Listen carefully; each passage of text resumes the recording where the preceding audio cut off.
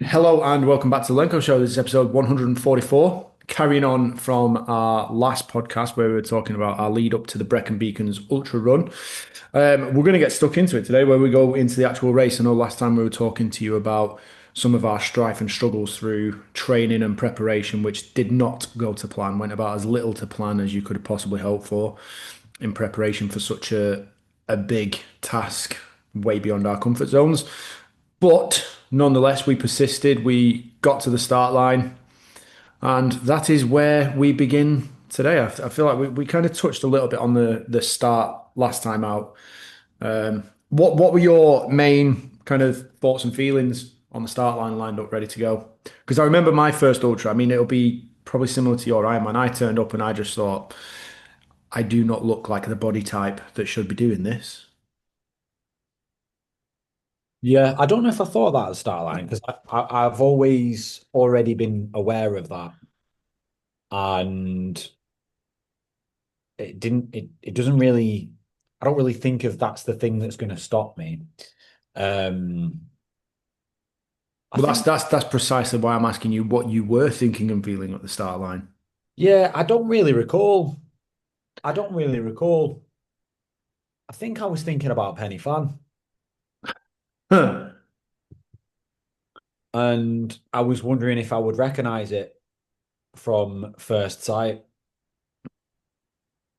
I think that was my first thought, and I thought it was going to be quite exciting. Genuinely, that like I was thinking it's going to be quite exciting. I think I mentioned in the last one, my thoughts, even driving up there, was at the very worst. It's a long walk, Hmm. and I wasn't thinking that it's not going to be hard. That's not what it was. But I was thinking, like, yeah, I'm going to be super stiff. My joints will not really like it. My ankle might not like it. But at the very worst, it'd be a long walk. That's what I was thinking. And yeah, I mean, as you said, we started off nice and steady, didn't we? We were committing to our pace. We were at the very back, everyone kind of elbowing each other, trying to fight for space. And it was this long canal path, and there was I don't know how you would describe it. Like it wasn't a kissing gate, but sort of like a narrow gate that people had to stop, open and close the gate, and then go through. So we were everyone who set off like tanks. We But just at, sort at of the go at the up. start line, it wasn't even that. It was just a gap in the trees that led onto the field, and it was like a muddy little path. There was Oh, of course, yeah. single person through, and you had to run up there to get onto the canal. And Yeah. yeah, obviously the leaders blasted off, and I set off at walking pace. Thought I'm just going to check my watches right, cycle through my screens. I'm not going to rush. And then I was quite surprised actually when I actually caught up to the back of everyone and just kind of because we were stood there for about another minute or so waiting for people to go through. And I remember Yeah. saying to the marshals, I said to her, I was like, oh, I'm glad I didn't run that bit. Yeah. Yeah. It would, unless you were absolutely the person that was in first and you planned on staying somewhere near there, it was pointless. So yeah, it was that. Then we went on to obviously the canal path, and I can't remember, was it something like 7K? Yeah, something like that. Something outrageous. And then you started climbing up and up and up, and that's where we came to that cheeky climb. And that is where my first concern was for me. And I don't know if you recognized it and saw it. Yeah. Um, So I'd been struggling with my ankle leading up to there, and I was ill prepared anyway.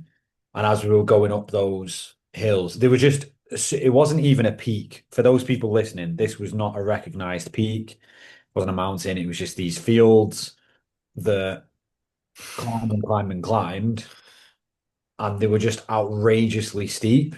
And then, I mean, probably 5% incline was where it had flattened out. Yeah. You're going back up like mega steep again. My heart rate, we were walking. I was walking at this point, and I know you were pushing ahead. You were trying to get me to try and keep a specific pace. And my heart rate was at a walk like 189, 187, which is outrageous. It's ludicrous. For- Mm. And I just got, it doesn't matter how slow you're going, if your heart rate is that high for a prolonged period of time, you're not going to finish. That was genuinely my first thought was I need to get this down, but I can't slow down because I'll never go up these hills. So yeah, that was first concern for me. I think you motored past quite a few people up there, didn't you? You seemed very, very strong. I felt very comfortable on the hills. Like not as no, obviously not as comfortable as some of the elite runners or anything like that. But I remember my mindset when we set off was like, right, I've got an eye on the pace that we want to maintain. It might have been something just as simple as 6K an hour or something like that, which is why I was comfortable. We set off walking. You can do bits like that at run walk, and that was one of the things that I like about ultra runs because you don't have to run the entire thing unless you want to compete and try to win. Like you know, if your objective is to finish, then you need to pace it in a manner that allows you to do so. And that was what we were eyeing up. So we were eyeing up a pace that wasn't 6K. Yeah, it might have been aiming for sort of like a 12-hour finish. That was the initial kind of fluffy target, if you like. But that requires 6K an hour, constant movement, assuming you're not even going to stop at aid stations or anything like that, and there's not going to be any waiting around. So although we set off at that pace, we maintained that. We were just how nice was the morning run, by the way, as well. Setting off at 7 o'clock, running down that canal path while the sun was just about on its way up. It was absolutely stunning. It And was then, we were lucky it was perfect conditions for that first lap that I did. yeah, Thoroughly for you on your well, second we'll get onto that. lap. We'll get onto that. So, obviously, we were pretty much at the back. There were a couple of people hanging back behind us. Um, and then you know, we got to the end of that canal path and we started to kind of close the gap on people. And going up the hill, we were both going past people, like we were both catching up to groups and going beyond them. But I wasn't Yeah. necessarily even forcing my pace at that point. I was just kind of going at what felt like you kind of have to settle into what feels like a natural rhythm. Otherwise, you are kind of loading yourself up in a bit of an awkward fashion. Um, so yeah, I was pretty much just marching up the hill, stomping up there, going past a few people. I remember getting really hot and sweaty. I think I took my top off pretty quickly Yeah. to get a bit of air to me to keep me cool. Um, and like you say, with that, I think is it Tory Fall? Was it Tory Fall that we were going up? I'd have to look at the map again, but I think that was the name of it's probably not fair to call it a hill. Let's have a look. Pretty much turned into one of the peaks, basically. It must have been about 750 meters of incline, I think, from the canal. I think it was about that. But and on the way up, it was just multiple false summit, false summit, false summit, false summit. About I think 6 or 7 false summits like that. The views were cracking though, weren't they? Yeah, they were. I mean, the way I remember it is if you think if you visualize in your head a speed ramp, like imagine you were gonna like go and I don't know if you think about just imagine a speed ramp that someone might skateboard up. That's kind of what they look like, isn't it? They look like Yeah, these really high ramps that just got steeper and steeper and steeper. If I show here, if you can't see me, basically imagine like a like an curve. upward curve. Yeah, Yeah, that just got steeper and steeper and steeper and steeper. And then they didn't flatten out. They would drop to, like I said, like 5% incline, but that was your recovery. And it was maybe 30 seconds of that, and then back up another. And there was probably 4 or 5 of them in a row yeah, towards the top, yeah. wasn't there? And it equated to, I don't know, maybe 15 minutes of climbing, like Oh, it was very longer deep. than that, Was longer than that. Yeah, but it was really like if you were to look at the topography of it from sort of like or like a silhouette of this hill from side on, it was almost like steps yeah, going up, which was it was yeah, a challenge. And then obviously, I think we got to the top. We were pretty much together, and I remember you saying, "Did you say to me, you go ahead, I'll catch you up on the flats"? yeah. Was that up at the top there? So So that's where I'd recognized with my heart rate, and I was like, right, I'm gonna take a gel, and I think I was due one anyway. And I was like, I need to get my heart rate down, and then I can start considering what I'm doing pace wise again. mm, And yeah, so I think I'd said to you to go ahead because you looked, like I said, honestly, you looked super strong, super comfortable, and at that point, I was just holding you back. And the longer the event is, I mean, this goes without saying, but the longer you have to keep going for, the harder it gets on everything, and the harder the recovery is as well. Um, and the more chance you've got of running out of fuel. Mm. So it was in my head, I was thinking, right, genuinely go ahead, and I'm going to try and capture once my heart rate's regulated a little bit. And that was what led to because I could see ahead as well. So even if you ran ahead, my thinking was I can still see him. Mm. I know where he is. I'm kind of following him. And if you needed to, you'd look back if you needed to. But Yeah. that's what led to the next event, which is where uh, Well, the just, 2030 runners go on. just going back to that initial bit for a second, because that for me was kind of like the first tester of, are you actually going to do this with your brother, or are you going to fuck off and leave him? And I remember thinking, um, when you said, "Oh, I'll catch up to you on the flats," I thought, "You cheeky fuck." Do you know what's Yeah, funny? I thought I was just thinking, I thought, as if you've said that. Like, what makes you think you're going to catch up to me on the flat? Like, what do you think I'm going to be doing? well, that was obviously I would have said that to get rid of you. But what's really funny is I have no idea at what part I thought there were going to be flats Well, when. yeah, yeah, I know. Well, maybe the downhills. Yeah. But yeah, no, I remember thinking at that point, I thought, do you know what? I do kind of want to open my legs up a little bit. I remember thinking, right, if I kind of push on a little bit, and let's see if he will catch up to me on the flats. I remember thinking that. I didn't think badly of you or anything for it. Like, it is what it is. Like, I you know, I didn't want to disown you. And equally, I didn't want you to feel like you were on your own. And obviously, you were thinking about my race as well, which was much appreciated. But I just thought, do you know what? At least if I do push on, I can get to a checkpoint, sort stuff out, and then be ready to go again. And then obviously, when you come in, and if it's not going to be like that for the entire race, I'm not going to abandon you and never turn back, kind of thing. I thought, we're in it together. We'll finish it together. So yeah. So that at that point, I pushed on. We got a nice downhill, and I remember running along. I was recording a couple of videos. There were some nice little ponies on the path, and someone had dropped their pastry. I'm thinking, oh, that's unfortunate. Someone's going to be upset when it comes to breakfast time. And carried on, and like you, because you've got an idea of the route, you've got a map, you've got your GPS on your watch, and I'm looking at my watch, thinking, right, we're on the route, we're on the path. And because you're on the path and you can see the red line, you trace it, and you think, all right, okay, cool, carry on this route. And I thought, after a bit, I looked at my watch and I went, I don't know where that red line's gone. What's going on here? And I remember looking at the ground thinking, well, everyone's definitely run through it because I can see all the footsteps. So I carried on and I thought we must join up. We must be at the new next checkpoint fairly soon because I could see the distance that we'd covered and I knew how far it was to the checkpoint. So I just thought, right, well, let's just push on. It might just be over this hill and then down a farm track somewhere. And we were still on sort of the main path, and I'd not seen a particular turn off anywhere. Clearly, no one else had either, because the next thing I know, I'm about to go up over this little crest of a hill, and I just see one body come over the top running back towards me. And I thought, oh, that's a bit weird. What's going on there? So I kind of slowed my pace down, and then I saw a couple more bodies coming back over. I thought, oh, this is interesting.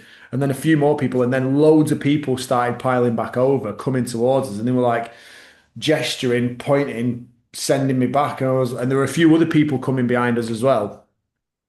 So we all end up turning back. We'd gone the wrong way.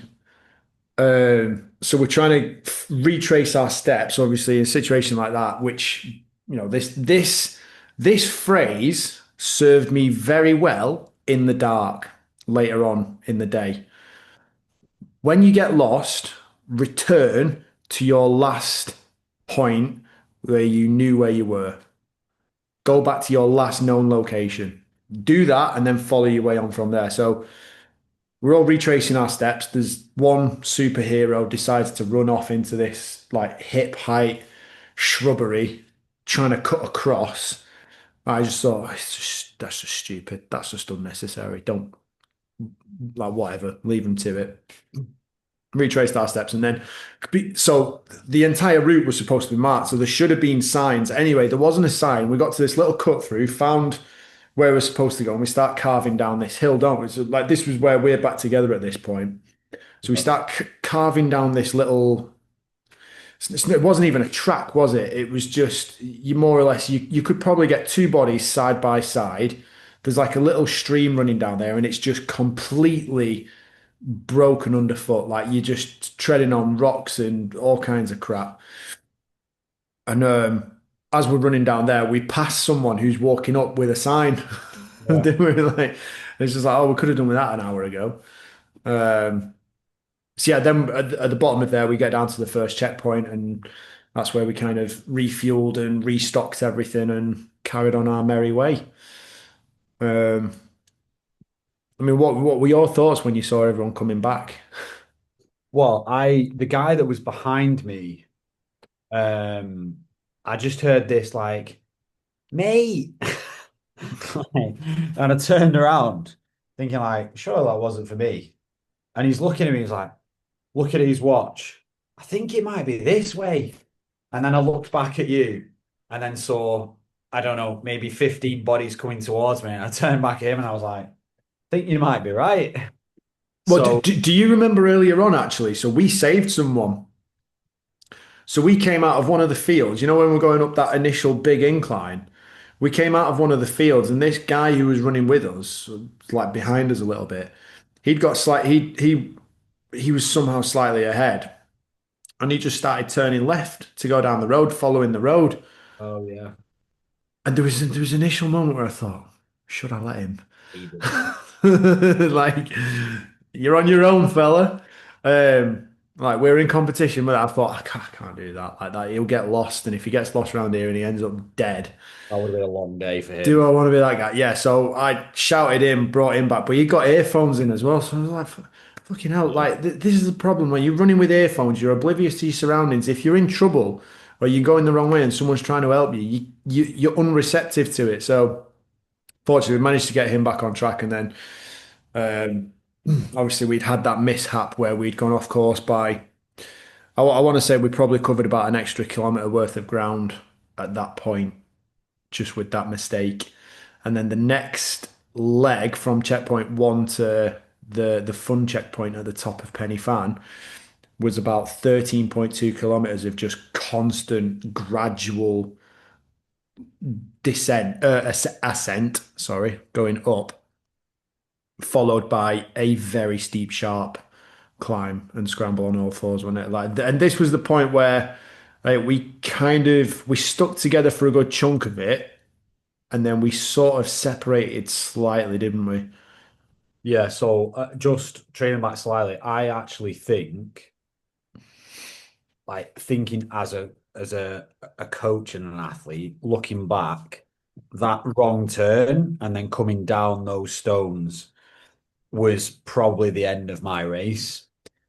Thinking because I went pretty hard down there, and obviously, as we've said, I was struggling to keep a pace and keep my heart rate down on the ascents, and then coming down there, I'd obviously had a gel like 10 minutes prior, and I reckon there was a spike of adrenaline. Everyone come in and we're all making jokes and going the wrong way, and then running down again, and it was awful terrain underfoot. And for some reason, I was playing a hero and going down at the fastest speed I'd ran for the whole thing. Because we're just I, laughing, joking, and it wasn't like I was going at a pace that was killing me. Like my heart rate was lower, but it was obviously not great on when you've got a banged up ankle. And we went quick, and I know we all went quick, but I'd gone from struggling to turn around and caning it, and then we got to the bottom, and then we all stopped. Hmm, And I know me and you were pretty smart about it. It's like, right, we refuel and then we get moving again. We don't need to be fanning around. But I'd gone yeah. from struggling with heart rate to then tanking it down a hill that I shouldn't have tanked it down, stopping, and then steady walk. And it was that next 13K was rough. It genuinely just felt like a really, really long slog, didn't it? Just slowly, slowly going up, going up, Yeah. going along, going along. It was hot. We were wearing. I had a body warmer and a coat on, which obviously didn't play in my favor. We had a lot of gear, and it was hot, surprisingly hot. Well, I Um, think part of the problem with that downhill was obviously that was the point where quite a few people had gone wrong. So we were pretty much running with the leaders again at that point and yeah, the actual competitors. So you end up keeping pace with them going down the hill, just as like a natural pacing thing. And I remember we got to the checkpoint. We were in and out of there pretty quickly. Like yeah. we were quite good at that. I was quite happy with how efficient we were there. And then I remember thinking, I looked at my watch and I thought, right, I know what's coming next. We cannot get carried away with this. Like because I think you'd set off jogging and I was like, listen, let's walk this next bit for a little bit. Let's just chill out. We've had a good first leg. Take our time, eat something, carry on having a good drink, and then find our pace again. Um, and that was what we did, wasn't it? And then sort of I can't remember at what point of the 13 that big incline we kind of we separated a little bit again and then we got It's as we together. got to the mountains. So as we got, Well, we got together and ran through the forest, didn't yeah, we? we went through there, and then it was as we got towards like the base of Penny Fan and Penny. What was the one next to it? Penny Gen, not Penny Gen. Sorry, Penny Uh, Cribbin. Cribbin. That's the one. Sorry. Cribbin. That was the first one and then it was Penny As we could Fan see after them, that. it was we separate there because that's again where the terrain went. Well, it's like just broken It's rocks. just yeah, it's just like a mountain path. It's not smooth, it's not paved, it's not nice underfoot. It's just get on with it. And there were a couple of points where it was a bit of a scramble. Yeah.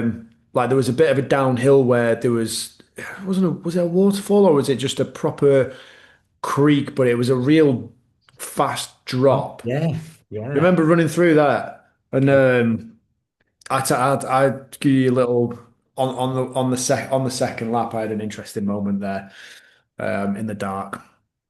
Um, so yeah, as we're going up that incline, I think again I was feeling quite good with the pace and I was managing quite well with the incline. So I just kind of pushed on and then got to the bottom of cribbing where they had a marshal who went right up there to the top, go back down, go over it, down it, and then you'll go up Penny Fan, come back down Penny Fan, and then keep to the right, and you're going to skirt around cribbing, and you'll be back here, and then you're off to the next checkpoint. I was like, Roger that. So I scrambled up, and again, I was going past quite a few people on the way up there. I was having a great time. I was just scrambling up, beautiful sunshine, clear day, cracking view. If you want to go on my Instagram at any point and see any of the pictures there, there's loads of pictures and videos on it from the event because it was just crystal clear. And I remember I got to the top of Cribbing and I thought, right, I'm going to set up camp here for a minute, get my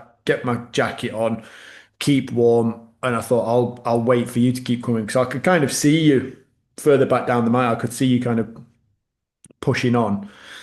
And I thought, right, I'll have a bit of food here. So I set my bag down, sorted out my water bottles, got the electrolytes sorted, had a bit of a drink, took some videos and pictures, and I was banging down an energy bar. And this guy said to me, because obviously you're all wearing a number, so you know who's in the race, you know who's doing what, you know who's on the event. And this guy turned and said to me, he went, "Excuse me, mate, are we meant to register at a checkpoint up here?" And I turned round, and he'd got his back to Penny Fan. And I just shook my head. I'd got a mouthful of food at this point. I just shook my head and pointed up there. And he turned around and he went, "Oh," and I swear, like when he saw it, his heart dropped. It must have hit the floor because there were a couple of guys just behind him over his shoulder who were listening to the conversation. And they burst out laughing as well. Like they were spitting sandwiches all over the mountain. So I think his heart broke a little bit at that point, but that was a very steep climb up, and then you had to get to the top of Cribbin, and then you were coming down there. It wasn't, a massive descent, but it was a steep one and a pretty sharp one. Um, and I remember when you came up when you got up to the top of Cribbin, I was just like, right, let's just have a minute, grab yourself a drink, sort yourself out, make sure you keep warm. Like, are you feeling all right? Um, I mean, how would you summarize how you were feeling at that point? I was bad. Yeah. When we got to, I know you were waiting for me at the top of cribbing. I was going past people on the uphills, but it was just I was the same pace all the way, which I know is fine, but it was too slow, so it wasn't fine. When climbing up these steep parts, I'm going past people, but they're going past me on the flats and going past me on the downhill. And my heart rate was, I think, still like 182, 185. I was like zone four, zone five. And I mean, I was probably looking at a watch thinking, okay, this is genuinely a concern because it's not sustainable. The other thing that I was experiencing as well at that point, particularly the onset, was coming down cribbing. And I know we ended up having a bit of an argument just after this, but obviously for the people that weren't listening to the last one, I'd obviously had an injury and destroyed my shoes in the training runs, and Mhm. I was wearing different trail runners.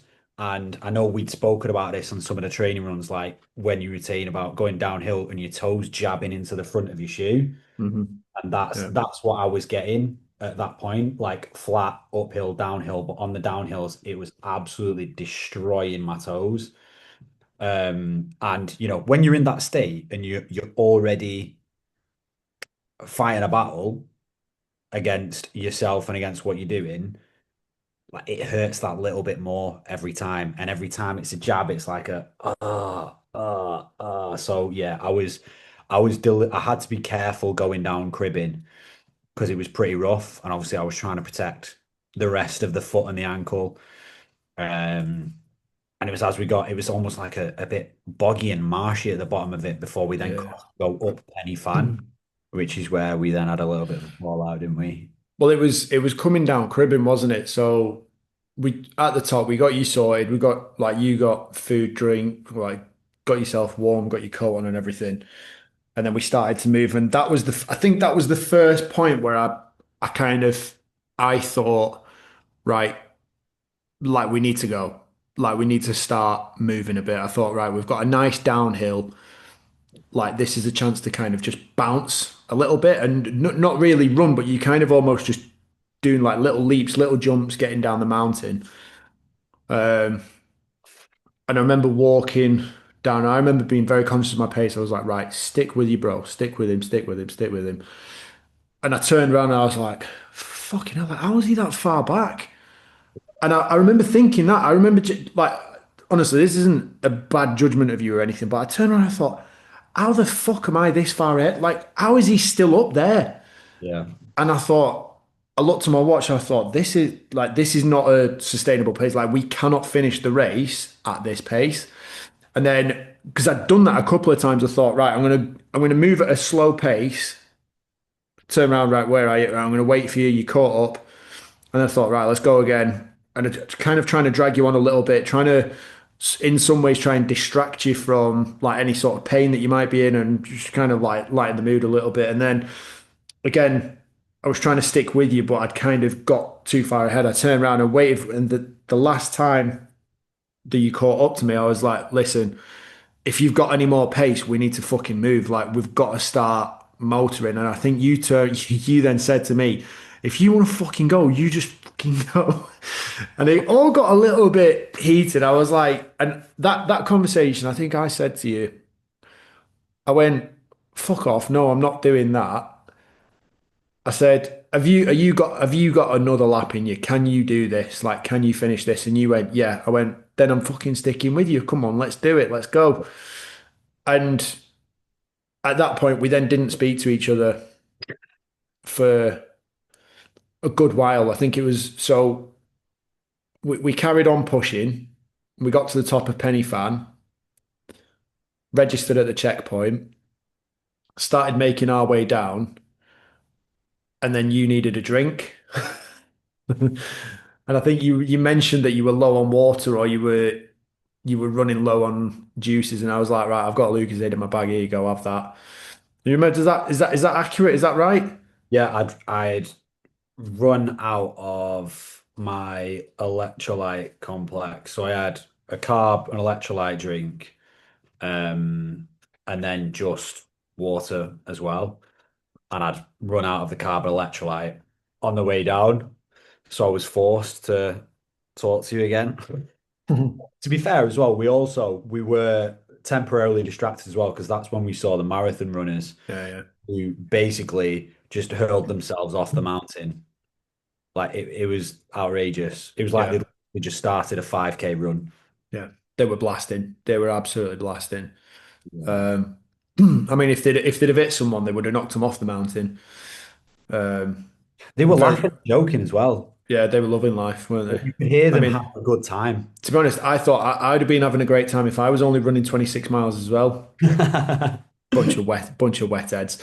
Um, so yeah, obviously we carried on, we pushed on, and you got a drink. And I remember we caught up to a couple of other people. There was another guy, older guy, in front of us. He'd run out of fluids as well. So me and my heavy backpack, not looking so stupid now, is it? Um, so he'd run out of fluids, and then kind of running along this mountain path, skirting back round, and then we're heading down to checkpoint two. Yeah, checkpoint two.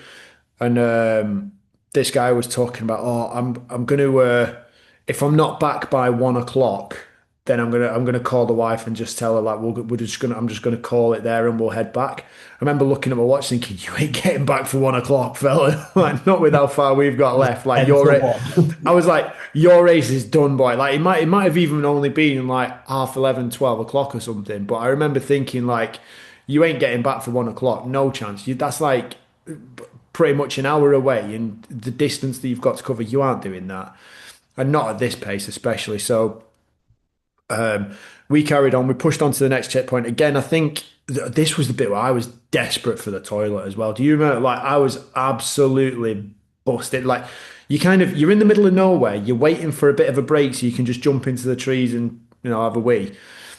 But there was always someone around. There's no privacy, and like there's even in such dire circumstances, there's still got to have a level of dignity and self-respect and respect for other people. So I was just like, you can't just stand there You're peeing in everywhere. like an open valley at that point as well, aren't you? So like there's Yeah, literally mountains either side of you. yeah, Someone's gonna see you. yeah. So I remember it got to the point where I was literally on the edge, and I was like, right, I've just got to jump in here and do a wee. So cracked on with that. And then we got down to the second checkpoint. I got there again ahead of you, and thought, right, if I can get there first, get everything set, sort all my drinks out, have everything ready to go, then as soon as you get in, because I knew you weren't going to be far behind, I knew you weren't going to be far behind me. So I thought, as soon as you get in, I can help you again. Um, and it was when I got there were a couple of guys who they were talking about, oh, I don't know if we'll be able to carry on. Like, I'll wait till we get to the halfway point and then I'll make a decision. And I thought, when you get to the halfway point, you are not making the decision that you should be making. That decision's been made, hasn't it? You are done, my friend. Don't, I just remember thinking, don't even worry about trying to push hard over the next few miles, mate. I just thought, enjoy your walk to the end. You're done. And I was like, I was making a very conscious decision, even though I was waiting for you. I was like, I'm not sitting down and I'm not resting. Like I'm gonna stay up on my feet and I'm gonna keep eating, keep drinking. I smashed probably an entire packet of jammy Dodgers that they'd got on the little trestle table, and a few other things. And then it wasn't too much longer after I was all set, sorted, and ready to go that you came in, took your bottles off you, filled those up. We got you ready to go, and then you finally took your gilet off. I don't know how you'd managed to wear it for so long. Was it your gilet or was it your coat? Either way, it was a layer that I was shocked that you'd got it on, Yeah. I and then think that's one of the other things, conscious decisions that I shouldn't have been wearing it. mm, Maybe for the very start, but for the rest of it, I think that was one of the contributing factors that made it more difficult for me. Not for weight, but for like overheating. And yeah, I think that's one of the things. My body was working harder just to try and keep me cool. And obviously, I ran out of fluids. And then actually, before I met you at that checkpoint, that was when I threw up. So obviously, I'd run out of fluids, and then I started throwing up. I think I was sick twice on that run back to that checkpoint. I was like, okay, well, this isn't ideal. And I don't know if that was just obviously taking on Lucozade after obviously not training on Lucozades or anything like that, or whatever it was. Sun, I don't know. But yeah, got there. I was all right, I need to change something here. Took my body warmer off. We did a little exchange, didn't we? So I gave you some extra stuff to carry because you were looking after me. And You then did. You did. I remember thinking, so just before you go into that, my thoughts when you were taking your gilet off, I thought you are not getting that in that bag. You tried, and I I was stood there close. I thinking, was very close. you are not getting that in that bag, and I ain't fucking carrying it. And then you went, oh, I can't get it in. Can you carry it? Have you got room in your bag? I was like, yeah, go on then. And then you said, do you want me to take anything from you? And I was like, no, there isn't. Honestly, there isn't anything that you could have taken that would have benefited or like that I didn't need anyway. So I was like, no, no, you're okay. Yeah, anyway, carry on. But yeah, I mean, you obviously you helped me out at that point, and that was where we then made the decision. It's like, right, you go ahead, like just run your race, get to the halfway point. Not quite at that point. So I'd not made that decision at that point. So we left that checkpoint. Do you remember going down that path that was Yeah, I the do. It wasn't a path. right? If anyone's ever wondering, you know when you're out just exploring in the woods on your own or something, and you think, oh, I'm going to try and go somewhere where no one's been before. It was that kind of thing, like just thorns, bushes, overgrown shit. Like it wasn't a path. It was just like I don't even know how to describe it. It was a bit of rubble that had been laid out, and then there were loads of branches. Like I got poked in the eye so many times walking down there. It's single file. You can't run past anyone. You can't run on it. You can't go past anybody.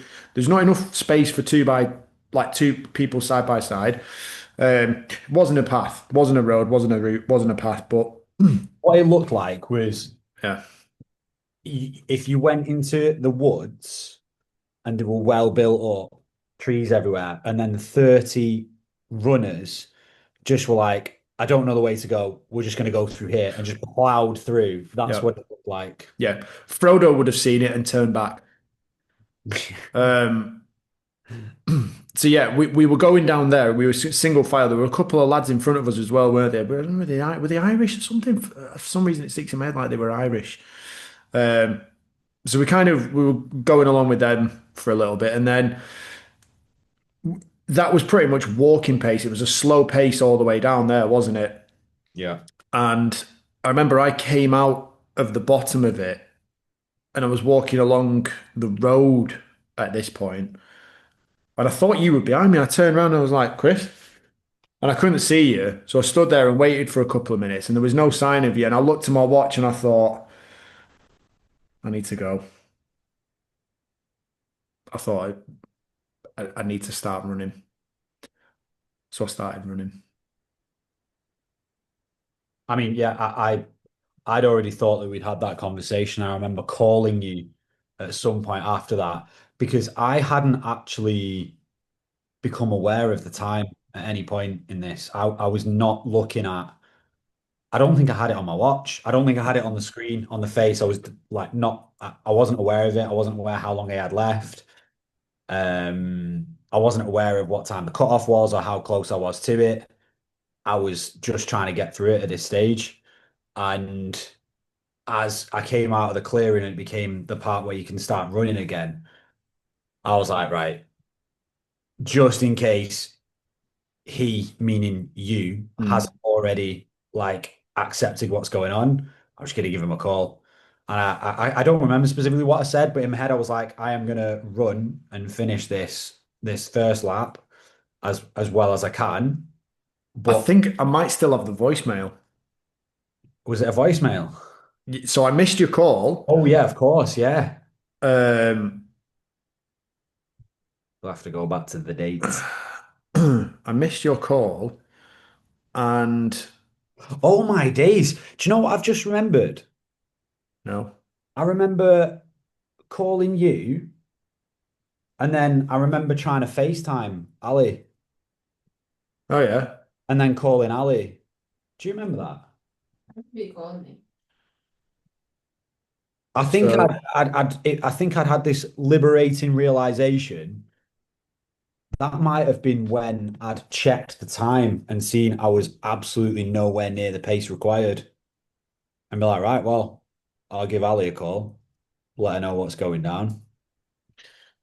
so for whatever reason, I can't access my voicemail without ringing it. So I'm not going to do it on this call. But yeah, you did call me. You left me a voicemail. Um, and at that point, obviously we'd already made the decision that I need to start running because I knew I was well aware of the time and I was well aware of the rough distance remaining. Thinking, right, I've got to be there for half 3. I was like, this is going to be close. This is going to be really, really close. So I started running, and there was a part where you run off into a field. So you go through a gate. There was a chap at the front who was just in his motorhome. He was chilling out with his family, had his little girl with him, and he was like, right, oh, do you want any water, mate? I was like, no, I'm good, good, thanks. Like pointing to my big backpack. I was like, got plenty with me. I'm good. So he was like, all right, good luck. I was like, cheers, carried on. And I went into this field and I was kind of following the path through this field. I was trying to track the route along with my watch as well. So I'm kind of cutting diagonally across this field, and I thought, fucking hell, where's the gate? I can't. Where's the way out? Like this can't be right. And I turned around, looked round, and there was a chap who was behind me who was cutting up the right hand side of the field along a slightly different route, but he pushed on and went through the gate ahead. I was like, fucking hell, it's back over there.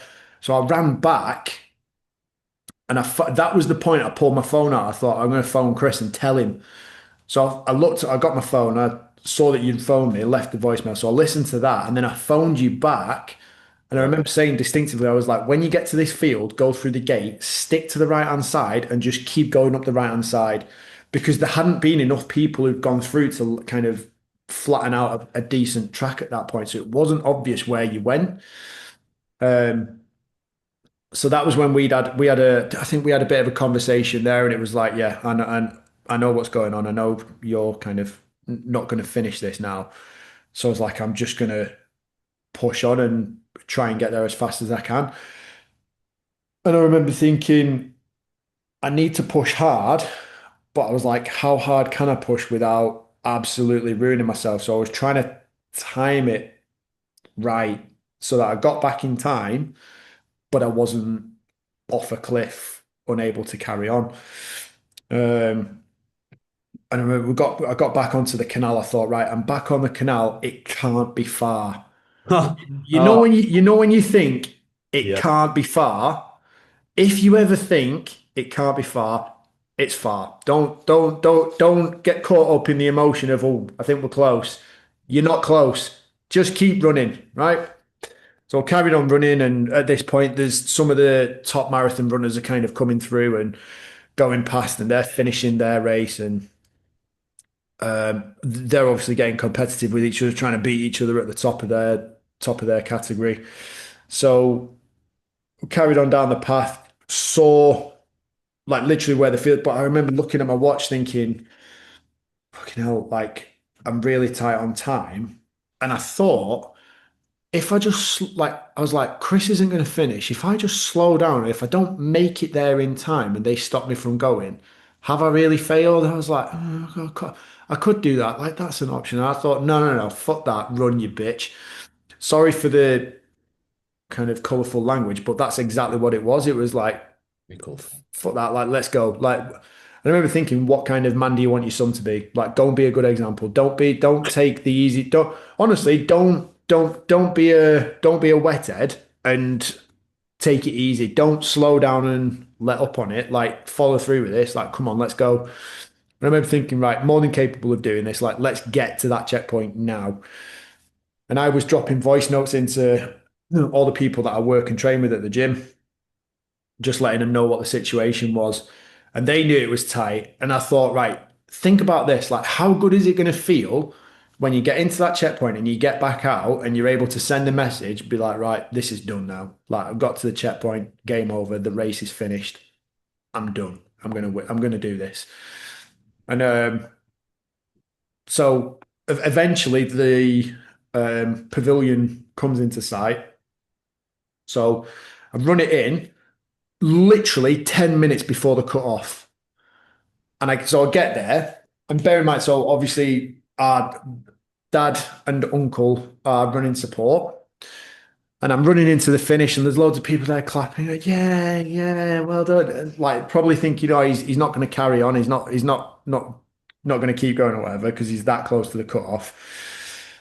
So they're all sat there clapping and be like, yeah, well done. And all the time I'm scanning, I'm trying to see, right, where the fuck's my dad? Where are they? And there was no sign of him. I got further past the finish point to the point where they have the actual aid station with like the drinks and everything. I thought, right, I need drinks first, sort that out. And someone took them off me. Someone was like, "Do you want these filling up?" I was like, "Please, yes." And when they were doing that, I phoned my dad and I said, "Where are you?" He went, "We're in the car park."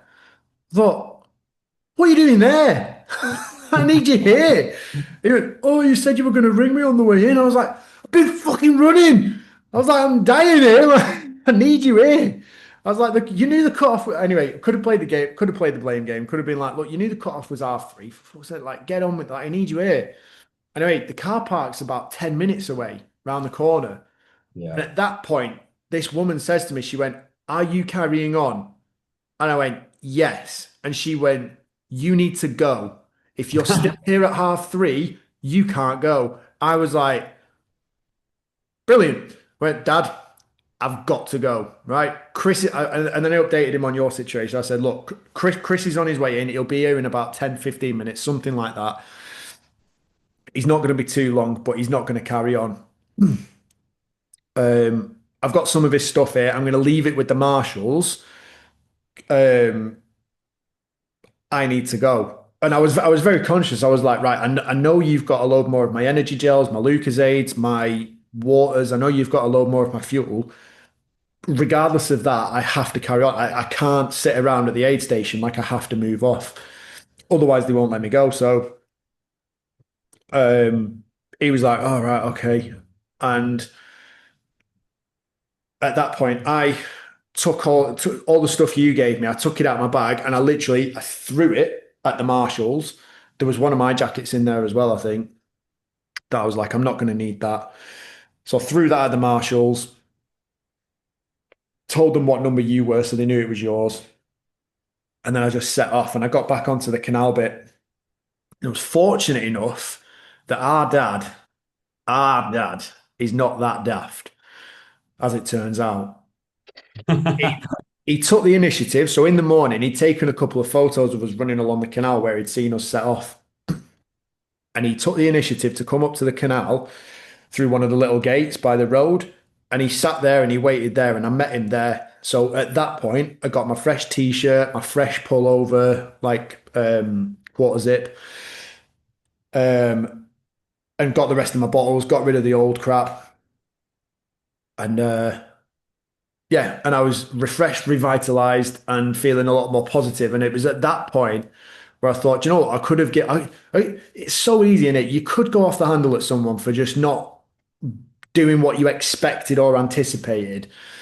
And he pointed to his mouth, he pointed to his tooth. His tooth had fallen out after he'd bitten into something, I think. Oh yeah. Oh yeah. And when he showed me that, I thought, do you know what? You must have had a shit time. Like, that must be really bugging you. I was like, do you know what? I wasn't in the best of moods at the checkpoint, but you've not let me down. Like, you're here right now. You've got everything that I need. You've got everything that I asked for. You're helping me out. You've not let me down at all. I thought I can be happy with this. I can carry on like this. And yeah, that was the point for me that in my head, I'd crossed the finish line. I knew I wasn't gonna falter on that second lap. So yeah, it was. What was your kind of run into the finish line? If we finish up on that, and then we'll have to do a part 3, and I'll tell you all about the second lap because it was an adventure. It really was. Bloody hell. It was an adventure for us, like spectating Mm. digitally as well. Yeah, that final run in when we were separated, leading into the last checkpoint for me, I was just thinking, I was consciously aware of every step I'm taking now. I'm just injuring myself. Like my foot was in pieces, and I wasn't even aware of the time still. I remember not like thinking I'm gonna miss the cutoff. I wasn't thinking about anything like that. I wasn't even thinking about there being a cutoff. I just remember thinking, right, how do I get this done now with minimal damage to my foot and to my ankle? And you were right, there were a lot of people that I overtook leading in, like on that canal path, that final stretch, um, who were consciously making the decision then. It's like, yeah, nah, like we're gonna call it at the end of the first lap. I don't think we're gonna make it. There were loads of people that were just stop it, doing exactly what you were saying, walking themselves in. And I thought, well, I'm gonna carry on overtaking people. I'm gonna carry on trying to run. Because it felt more comfortable running than it did walking. Mm. And I was just thinking to myself, I can try and finish this in another 90 minutes, or I can finish it in another 4 hours. I could, so yeah. And I think it was funny because I got in and still hadn't really thought about like the fact that there was a cut off or anything. And I obviously wasn't, I don't think I was fully there. I, I finished that first lap and I was like following the track around and I saw Michael. He was like, this marshal was like, well done, well done. I'm like, thank you. Carrying on around. She's like, no. I'm like, what? What? She's like, 3:30. I'm like, 3:30. I look at my watch and it says 3:30. I'm like, what do you mean? She's like, cut off, hard cut off. And I'm like, it's 3:30. Like just not really having a compass mentis conversation. I wasn't really all there. It's like, yeah, you're done. You're done. You can go and sit down, you can get warm, you can have fun. And I'm like, but it's 3:30. Like, have I not made it? Like I was gonna go around again. And she's like, no, it's a hard cut off, it's a hard cut off. And then there's just a flurry of guys that I just gone past that are coming in as well. And she's like, listen, it's a hard cut off. If you go, I have to let them go. I can't do that. It's gone 3:30. I'm sorry you've missed it. And So for me, yes, so only you're like actually a little bit disappointed, whereas they're coming in and they're going, "Oh no, what a shame." And do you know what? You say that, but I reckon that that bunch of people, if she'd have said, "Oh, you guys, you can go again if you want," they would have looked at each other and gone, "Uh, yeah. no, we're okay." To be fair, I don't think I had the ability to make a decision at that stage. I was just like I was head down and just go to get whatever I can done. And I was very relieved that I'd missed it, if I'm honest. I'm very relieved. Unfortunately for me, Michael was there. And I was like, where's Dad? And he went, well, we missed your brother. So and then they filled me in on that story. I was like, how'd you miss him? I'm like, well, we weren't here. You were I was like, like, where were you? so Where were you? so you come in like, how'd you miss him? Big lad, backpack. Did you not see him? Yeah. Honestly, so for people listening, obviously our dad's great and he went above and beyond to see Alex, but I was kind of thinking, what were you doing? What were your plans? Like there was a deliberate plan in place for Alex to get rid of and change some of the stuff with them when he finished that first lap. So to hear that that hadn't happened, I thought, oh yeah, he's not going to be too pleased about that. Well, the thing is, we'd both got that. Like that was the plan for both of us. That we had same idea. Just like even it's just something as a simple change of t-shirt at that point when you've been hot, sweaty, freshen up a little bit. It revitalizes you, and it every little thing that you can do in your favor, it all helps. Like I mean, God forbid if it had been chucking it down, I would have been wanting like fresh t-shirt and stuff like that. So it does make a huge difference. And then when it goes slightly off plan and you think, oh God, yeah, rightly so. I was angry. That was my initial go-to emotion. But I remember thinking, do you know what? Like, this isn't good. Like, if you are going to be angry, use it to finish the race. And I thought, Yeah. just grit through it. Um, and obviously, it all worked out in the end anyway. But yeah, I just remember thinking, like, why are we sat in the car? Like, there's nothing else going on around here. There's nothing else to go and do. Like, it's the race. The race is here. Like, just go and watch people finish. Go and watch people suffer. Go and support people if you want. And yeah, I remember thinking, it's just, oh God, guys, what have you been up to? Come on. Um, and It's then my other immediate worry was, have I pushed too hard running that sort of 10 to 12K from checkpoint two to that halfway point? Have I pushed too hard and completely exhausted myself? So I was thinking, what have I got left in the tank? But I remember as soon as I left checkpoint two, the halfway point, she said to me, "You've got until 9 p.m. to get to checkpoint five, and there's a hard cut off there as well." So I thought, all right, that's the next job. That's it. That's the next mission. That's the next job. Let's go. And yes, so I embarked upon the final lap. But we'll have a little chat about that next week because I know we've run out of time again this week. Honestly, it was a long event, tough event, great challenge, but um, yeah, probably symbolistic of the three-part podcast that we're having to record on it. Yeah, I agree. And I think part three will be important. I think just to touch on what you've said there and to close this one out, we'd kind of already come to terms with the fact that if you finished the first lap, you'd done it. You'd finished the Yeah, full units, like you're saying, you were voice noting clients and stuff like that. I think me, Dad, and Michael knew we were like, because you're just a stubborn knobhead. So it was like it doesn't really matter that he's in pain, like because you just carry on. yeah, And there was absolutely no way on earth that you would have not finished. yeah. Even if you'd have hit that cut off, you would have still finished. I would have run off and been like, "What are you going to do? Catch me and then fight me and load me into a van?" Well, I'm this is gonna, it. What would they actually do? A lot of people said this to me when I hit my cut off, and I was talking to people about it. Like when I came back to the gym, they were like, "What would they have done if you just carried on running? Because surely they wouldn't. What are they going to do? They're going to stop you from running." Well, that's a good point. I yeah, don't know. I guess you just just don't get a medal. little old Eileen who's doing track marshalling. What's she going to do? Rugby tackle you? Even in the fragile state you were in, I firmly believe that you'd come off best in that one. So Yeah.